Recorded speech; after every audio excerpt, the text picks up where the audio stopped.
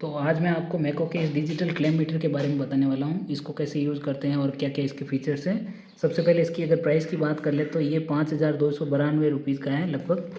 और इसको बॉक्स को ओपन करने पर हमें सबसे पहले ये क्लेम मीटर है जो हमारा ये नहीं मिल जाता है। और उसके बाद में इसकी लीड है पॉजिटिव और नेगेटिव की मेजरमेंट की लीड है। और फिर यहाँ पर एक टेम्परेचर की लीड दे रखी है टेम्परेचर मेजरमेंट के लिए साथ में। और एक मैनुअल है और पीछे की तरफ एक वारंटी कार्ड है इसका, ठीक है। इसके बाद में इसके साथ में एक बैग भी दे रखा है ये, जो कि इस क्लेम मीटर को इंसर्ट रखने करने के लिए या पोर्टेबल कहीं ले जाने करने के लिए आसान रहता है ये बैग। के अलावा फिर हम आ जाते हैं इसकी मेन फंक्शनिंग वगैरह के बारे में, इसमें क्या क्या फीचर्स रहते हैं। तो क्लेम मीटर का एक पहला फीचर तो ये होता है कि करंट मेजरमेंट के लिए हमें किसी सर्किट को ब्रेक नहीं करना पड़ता है। यानी कि कोई वायर है जिसमें से अगर करंट फ्लो हो रही है, जैसे फॉर एग्जांपल मान लेते हैं कोई भी वायर है, ये मैं एग्जांपल के लिए बता रहा हूँ, जैसे कि कोई भी लीड हो, फॉर एग्जांपल ये केबल है तो इसको केबल को हम यहाँ पर सिंपली क्लेम कर लेंगे। तो यहाँ इस वायर में से होते हुए करंट जो जा रही है ना, ध्यान रखिएगा क्योंकि एक या तो ये पॉजिटिव वायर होना चाहिए या फिर नेगेटिव, दोनों वायर को एक साथ डाल देंगे तो जो नेट करंट हो जाती है वो जीरो हो जाती है, इसलिए वो जीरो बताएगा इस क्लेम मीटर में, ठीक है। तो पहला फीचर ये है कि सर्किट को हमें ब्रेक नहीं करना पड़ता, ये इसका एडवांटेज रहता है क्लेम मीटर का। और फिर आ जाते हैं हम इसके फीचर्स पे। फीचर में क्या क्या फीचर है इसमें, ऑन करने के बाद में AC वोल्टेज है, DC वोल्टेज मेजरमेंट कर सकते हैं। फिर एक फ्रीक्वेंसी है जो हर्ट्ज में मेजरमेंट कर सकते हैं। और उसके बाद में यहाँ पर कंटिन्यूटी नापनी है या रेजिस्टेंस की वैल्यू नापनी है या फिर कैपेसिटर की वैल्यू नापनी है या फिर अपने डायोड टेस्ट करना है, तो इसके लिए एक ही फंक्शन दे रखा है। और उसके बाद में है टेम्परेचर देखना है अगर, तो डिग्री सेंटीग्रेड और डिग्री फ़ारेनहाइट करके एक ऑप्शन है, ये सिलेक्ट कर सकते हैं। माइक्रो एम्पेयर की करंट सेलेक्ट करनी है, चेक करनी है, तो उसके लिए अलग से ऑप्शन है। और 1200 एम्पियर यानी कि हेवी करंट है अगर, तो वो अगर मेजरमेंट करना चाहते हैं तो वो भी कर सकते हैं। माइक्रो एम्पेयर का अलग से इसलिए है क्योंकि अगर आपको 600 माइक्रो एम्पेयर से लेकर 6000 माइक्रो एम्पेयर तक की कोई करंट मेजर करनी है, जो कि बहुत ही माइन्यूट करंट होती है, छोटी करंट होती है, उस वजह से उसको अलग से हमें क्या है कि लीड लगा के ही यहाँ मेजरमेंट करना पड़ता है। यानी कि इस मीटर को सीरीज में लेना ही पड़ता है, उस टाइम ये क्लेम मीटर काम नहीं आ पाता। इस क्लेम से एक्यूरेट करंट क्योंकि आ नहीं पाएगी क्योंकि उसमें काफ़ी सारी एरर्स रहती है, इसलिए इसमें माइक्रो एम्पेयर का अलग से फीचर दिया है, जो कि 600 माइक्रो एम्पेयर से लेके 6000 माइक्रो एम्पेयर तक की रेंज की करंट के लिए है। उसमें आपको लीड सिंपली कॉमन और जो वोल्टेज वाली है टर्मिनल है उसमें लगा देनी है और ये दोनों लीड आपकी शॉर्ट रहेगी। तो इसके बेसिक पार्ट्स के बारे में बात कर लेते हैं। तो यहाँ पर सबसे पहले इसकी ये जो है, जो के बाद में ये जो का ट्रिगर है, ठीक है। और जो में क्या है कि वायर हम यहाँ से इंसर्ट कर लेंगे मेजरमेंट के लिए। फॉर एग्जांपल जैसे ये कोई केबल है, इसकी हमें अगर करंट मेजर करनी है तो हम इसको जो खोलेंगे और जो में ये इंसर्ट कर देंगे और इसी को हम क्लेम बोलते हैं। तो यहाँ पर ये इस तरह से करंट के लिए मेजरमेंट करेंगे। फिर उसके बाद में आ जाते हैं यहाँ पर एक LCD डिस्प्ले है, ठीक है। और इसके नीचे की तरफ दो सॉकेट या होल्डर दे रखे हैं टर्मिनल के लिए। पहले है वोल्टेज, जिसमें वोल्टेज कैपेसिटर डायोड डायोड वगैरह के लिए अपने यहाँ दे रखा है और इसका ये कॉमन टर्मिनल है। उसके बाद में यहाँ पर ये एक सेलेक्टर स्विच दे रखा है जो कि अलग अलग फंक्शन में इसको यूज करने के लिए काम लेते हैं, ठीक है। तो सबसे पहले इसमें जो मेन फीचर है, और उसके भी पहले यहाँ पर पीछे की तरफ ये जो ऑपरेट होता है वो 9 वोल्ट की बैटरी से ऑपरेट होता है। 9 वोल्ट की रेडियो की बैटरी होती है, यानी कि यहाँ से स्क्रू ड्राइवर से इसको ओपन करेंगे तो उससे आपको अगर कभी ये ऑफ हो जाए तो उसकी बैटरी रिप्लेसमेंट करनी है तो यहाँ से रिप्लेस कर सकते हैं। फिर आ जाते हैं यहाँ पर इसके सेलेक्टर स्विच के जो अलग अलग ऑप्शन है उस पर। तो हमने यहाँ पर सबसे पहले ऑफ देखा, ऑफ से जैसे ऑन करेंगे तो सबसे पहले ऑप्शन है जो वोल्टेज है DC वोल्टेज के ऑप्शन के लिए है। DC यहाँ पर हम क्या कर सकते हैं, इससे 1200 वोल्ट की DC मेजरमेंट कर सकते हैं मैक्सिमम, पर वो भी उसमें लिमिट रहती है कि 500 वोल्ट से अगर ऊपर की कोई DC है या फिर अपने 750 वोल्ट की AC है, तो AC और DC क्योंकि ये सिंगल एक ही पे मेजर कर सकते हैं, तो 500 वोल्ट की DC या फिर 750 वोल्ट की अगर AC है तो उसको मेजर करते टाइम अगर 15 सेकंड से ज़्यादा अगर अब हो रहा तो इसमें और वोल्टेज सर्किट प्रोटेक्शन सर्किट लगा हुआ है, जिससे कि ये वोल्टेज को मेजर नहीं करेगा, यानी कि सर्किट को ब्रेक कर देगा, ठीक है। और इसकी हम मेजरमेंट कर लेते हैं, जैसे कि ये DC या AC है तो इसमें क्या ऑटो मोड चल रहा है जैसे अभी, और आप इसको DC है, DC को अगर AC करना चाहते हो तो ये AC ऑप्शन, ये AC आ गया। अभी ये RMS में वैल्यू शो करेगा। और रेंज आपको अगर सेलेक्ट करनी हो AC या DC कोई भी वोल्टेज रेंज कितनी है, मतलब 10 वोल्ट 100 वोल्ट 1000 वोल्ट कौन सी रेंज में रखनी है, तो वो आप रेंज वाले बटन से सेट कर सकते हैं, जैसे मिली वोल्ट वगैरह हर एक रेंज आपके ये डिजिट है पॉइंट वो शिफ्ट करता जा रहा है। जैसे ये यहाँ पर आप इससे यूनिट वोल्टेज नाप सकते हैं, यानी कि 1 से लेकर 9 तक का वोल्टेज। फिर अगर आप इसकी रेंज बढ़ाओगे तो ये 99 वोल्ट तक मेजरमेंट कर सकता है, फिर उसके बाद में ये अपने 999 वोल्ट तक मेजर कर सकता है। तो इस तरह से हम क्या है कि इसकी रेंज बढ़ा सकते हैं। और अब ये टोटल मिला के 9999 तक वोल्टेज मेजर कर सकता है, परंतु इतनी होगी नहीं एक्चुअल में, ठीक है। ये क्योंकि ये लिमिटेड रेंज तक है, बस ये उसका डेसिमल कहाँ से स्टार्ट हो रहा है, अब इसमें डेसिमल शो नहीं कर रहा, मतलब डेसिमल के बाद वाला पॉइंट शो नहीं करेगा, बस इतना ही रहेगा खाली, ठीक है। और बीच वाला बटन है ये हर्ट्ज और फ्रीक्वेंसी के लिए। अगर मान लो आपने लीड में यहाँ पर जो लीड है, जैसे कि मेरे पास ये लीड है, तो ये लीड हम इंसर्ट कर लेंगे यहाँ पर। जो ब्लैक लीड है उसको हम यहाँ पर कॉमन वाली लीड में लगा देंगे, और जो रेड वाली लीड है उसको ये इसमें लगा देंगे। ब्लैक वाली हमने इसमें लगा दी और रेड वाली इसमें लगा दी, ठीक है। और अब हम मेजरमेंट करेंगे, जैसे कोई भी सप्लाई है हमारे पास, जैसे पहले हमने डीसी सप्लाई बता देता हूँ किस तरह से मेजर करेंगे। तो मेरे पास 5 वोल्ट की और 10 वोल्ट की, सॉरी 12 वोल्ट की 2 सप्लाई है, तो एक एक करके उन दोनों सप्लाई को हम चेक कर लेते हैं। तो सबसे पहले मैं आपको 5 वोल्ट की जो सप्लाई है उसको मेजरमेंट करके बता रहा हूँ। ये उसका सप्लाई का सॉकेट है, डीसी सॉकेट बोलते हैं या डीसी कनेक्टर। इसमें जो सेंटर पार्ट होता है वो पॉजिटिव होता है और बाहर वाला नेगेटिव होता है। तो ठीक है, जैसे मैं यहाँ लगाऊंगा तो अभी कुछ नहीं बताएगा, क्यों? क्योंकि एसी मोड में अभी आप ध्यान से देखेंगे तो है, ठीक है। यहाँ पर आप देखेंगे एसी लिखा आ रहा है, तो इसको क्या करेंगे, सेलेक्ट स्विच दबाएंगे और ये हमारा डीसी पे आ गया, और डीसी में वोल्टेज अब शो करने लग गया। कितना है, 4.977, मतलब लगभग 5 वोल्ट आ रहा है। तो इसी तरह हम एक और सप्लाई उसको भी देख लेते हैं। 12 वोल्ट की सप्लाई है, वो 12 वोल्ट की सप्लाई में ये मेरे पास उसकी पिन है, और ये मैं इसकी सेंटर पार्ट में भी यही पॉजिटिव लगाया, पॉजिटिव वाली लीड यानी कि रेड वाली, और बाहर की साइड में नेगेटिव, ये जैसे लगाया तो सप्लाई आनी स्टार्ट हो जाएगी। ये एक मिनट थोड़ा सा प्रॉपरली लगा देता हूँ।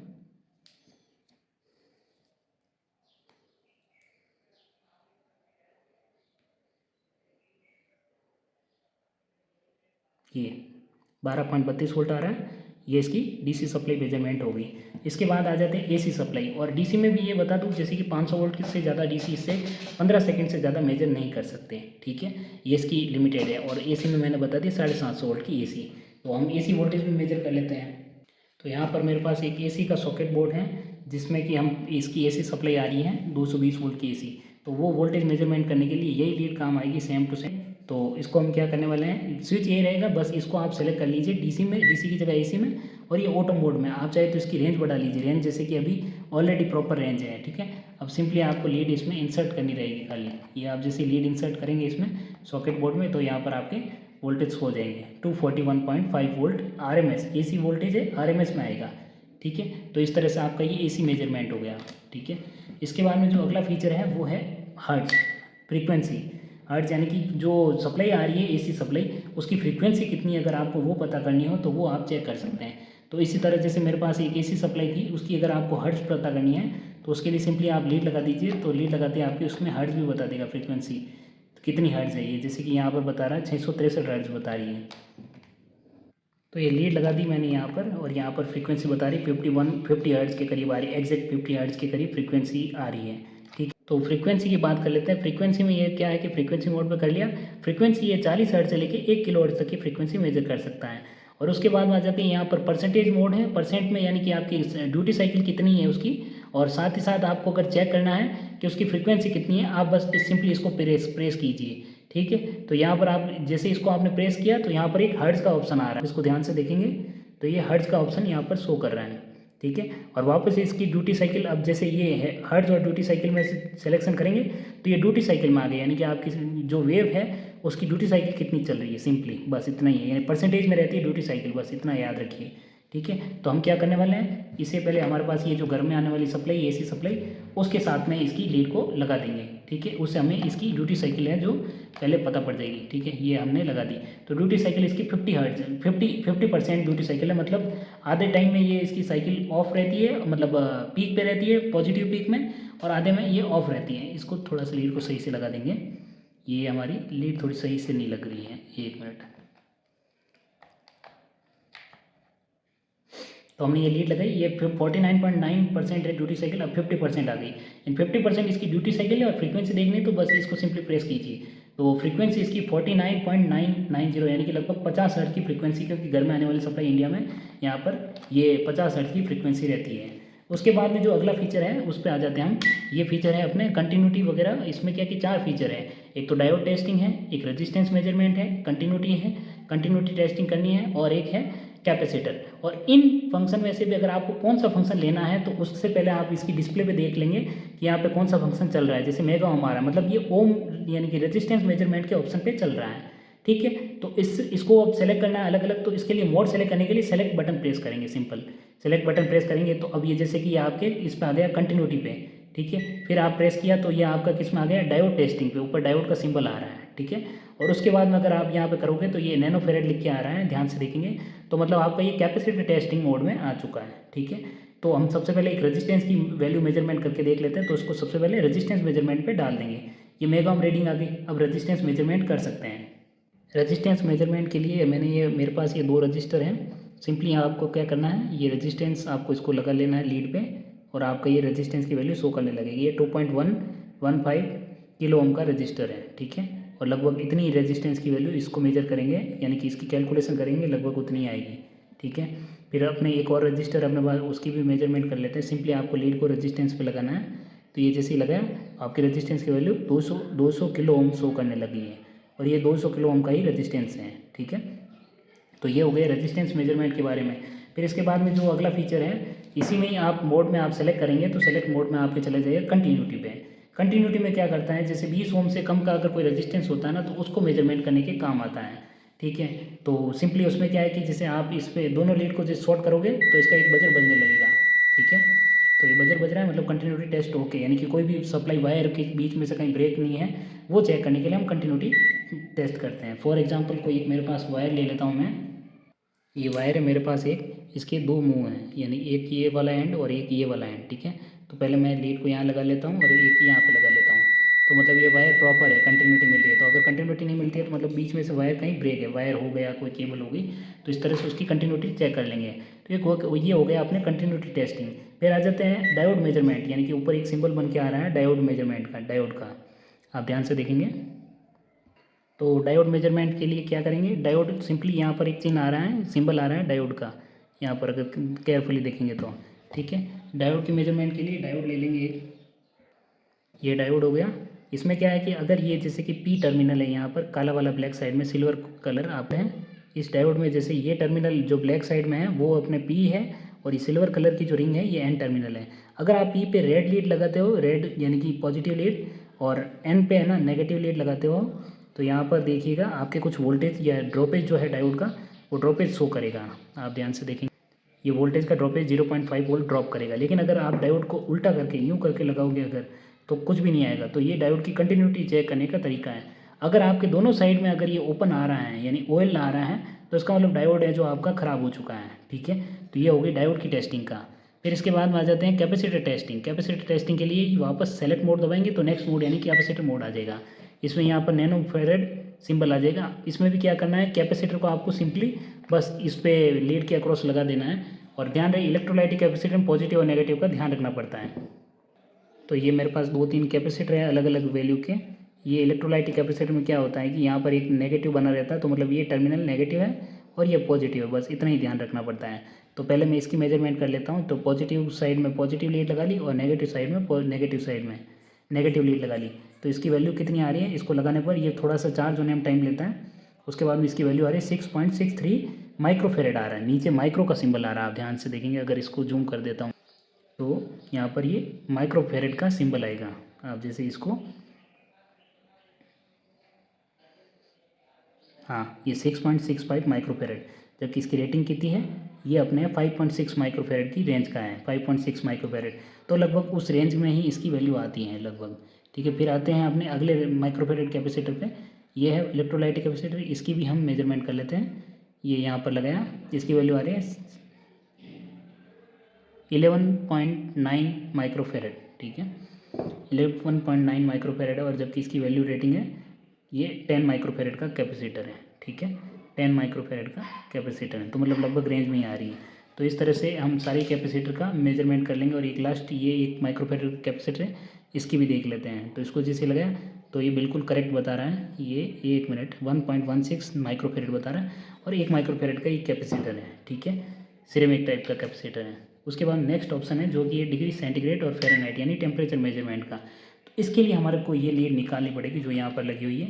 इसके साथ में जो आई है टेम्परेचर की लीड वो लगानी है, ठीक है। तो इसके लिए हम ये लीड निकाल लेंगे। ये लीड निकालने के बाद में ये हमारे पास टेम्परेचर की लीड है। ये सिंपली आपको इसकी जो पॉजिटिव लीड है वो यहाँ पर पॉजिटिव वाले में इंसर्ट कर लेनी है, नेगेटिव वाली नेगेटिव में इंसर्ट कर लेनी है। और टेम्परेचर पे सेट किया ऑलरेडी, और यहाँ पर टेम्परेचर शो कर रहे हैं डिग्री सेंटीग्रेड में। ध्यान से देखेंगे डिग्री सेंटीग्रेड में आप इसे शो कर रहे हैं।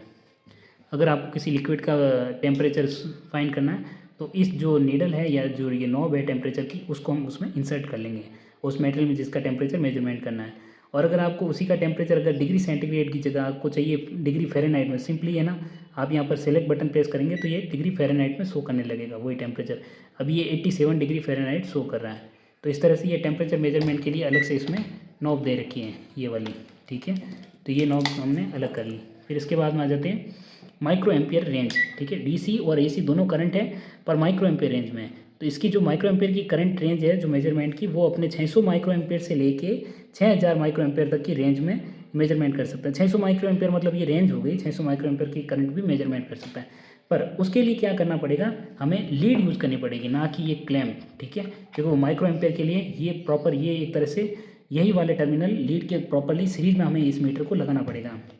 जैसे ये है, ये नॉर्मल सी जो लीड मैंने पहले बताई थी, इन दोनों लीड को प्रॉपरली उसमें सीरीज में सर्किट में लगाना पड़ेगा, ठीक है। और उसमें भी क्या है कि आपकी करंट रेटिंग, और इसको गलती से भी जब ये माइक्रो एम्पियर रेंज में सेट किया हुआ तो इसके अंदर की तरफ ये संट, इसके अंदर एक छोटा सा संट सर्किट होता है, वो बाईपास हुआ रहता है, तब ये शॉर्ट की एज ए शॉर्ट सर्किट की तरह काम करते हैं।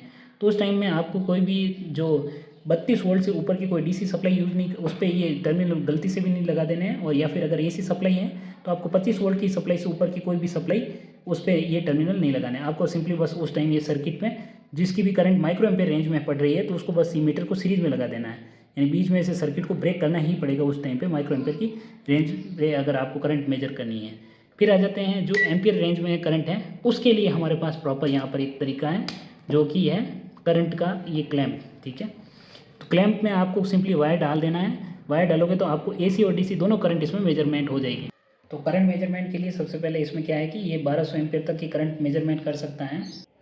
तो इसमें जो माइक्रो एम्पियर का मैंने बता रहा था, माइक्रो एम्पियर की रेंज में जो फ्यूज है 400 मिली एम्पियर का एक फ्यूज है ओवरलोड प्रोटेक्शन के लिए। अगर मान लो गलती से कोई सप्लाई दे भी दी तो भी आपका ये फ्यूज ब्लो हो जाएगा इसका। फिर आ जाते हैं ये वाले फीचर, यानी कि अगला 1200 एम्पियर वाला फीचर है, यानी कि इसमें आप करंट क्लैम्प मीटर से मेजर कर सकते हैं। जैसे इसके लिए क्या है कि जैसे आपको करंट मेजर करनी है, कोई लोड का जैसे वायर जा रहा है सप्लाई एसी या डीसी, उसमें क्या फेज और न्यूट्रल रहता है या फिर कहें कि पॉजिटिव और नेगेटिव, तो उसमें क्या है कि आपको वायर को बीच में से ब्रेक करना है किसी एक वायर में। अगर आपने गलती से दोनों वायर लगा दिए तो करंट क्या है कि नील हो गई इसमें, तो इसमें आपको करंट जीरो ही शो करेगी, भले एसी है या डीसी, उससे कोई फर्क नहीं पड़ता। वायर को बीच में लगाना है, पर एक वायर क्यों नेगेटिव इसमें जीरो हो जाती है, क्योंकि एक करंट अगर इसमें जा रही है तो वापस रिटर्न होकर दूसरे वायर से आ रही है, तो नेट करंट है वो इसमें जीरो हो जाती है। इसलिए हम क्या करेंगे, जिस सर्किट की करंट मेजर करनी है उसका एक वायर लेंगे, कोई सा भी एक ले सकते हैं आप। अगर इसमें लोगे तो एक साइड पॉजिटिव आएगी, दूसरे साइड में देखोगे करंट का वैल्यू नेगेटिव आएगी, लेकिन करंट का अमाउंट हमें पता चल जाएगा। तो सिंपली अब ये ब्लू वाला वायर हमने इस लूप में ले लिया, तो अब हमारे पास करंट जो आएगी वो इस ब्लू वाले वायर की आएगी। ये हमने ऐसे रख लिया, और अब मैं ग्राइंडर है उसकी सप्लाई देने वाला हूँ उसको मेजरमेंट करने के लिए। और इसमें करंट सेलेक्ट करने का भी ऑप्शन रहता है, ये एसी है या डीसी, इसका भी यहाँ पर ऑप्शन आता है। तो उसको हम सिंपली सेलेक्ट कर लेंगे, क्योंकि एसी सप्लाई है ग्राइंडर की, तो उसको हम सेलेक्ट करेंगे तो एसी सप्लाई पे आ गया। अब ये जो भी बताएगा करंट एसी की करंट बताएगा। अब सिंपली क्या करेंगे, अब इसमें सप्लाई दे देंगे पीछे से। यहाँ पर जो ये 400 मिली एम्पियर करंट है, सो ये वो इसकी स्टे करंट है, यानी कि एक तरह से एरर टाइप की करंट है, यानी कि बिना लोड के भी कुछ करंट कभी कभी शो करता है, वो वाली करंट है। ग्राइंडर को ऑन करते हुए लगभग 2.16 एम्पियर की करंट ले रहा है, एसी करंट है ये। तो एक्चुअल करंट को निकालने के लिए सिंपली क्या करना रहेगा, क्योंकि जो भी करंट होती है उसमें भी इसके करंट माइनस करनी है। तो इस तरह से मैंने इस क्लैम्प मीटर के लगभग सारे फीचर्स आपको डिस्क्राइब कर दिए, लेकिन फिर भी अगर आपको इसके किसी फीचर में कोई डाउट हो तो नीचे कमेंट सेक्शन में आप पूछ सकते हैं। और अगर आपको ये वीडियो पसंद आया तो इस वीडियो को लाइक ज़रूर कीजिएगा, और इस ऐसे ही कंटेंट के लिए इस चैनल को सब्सक्राइब कीजिएगा।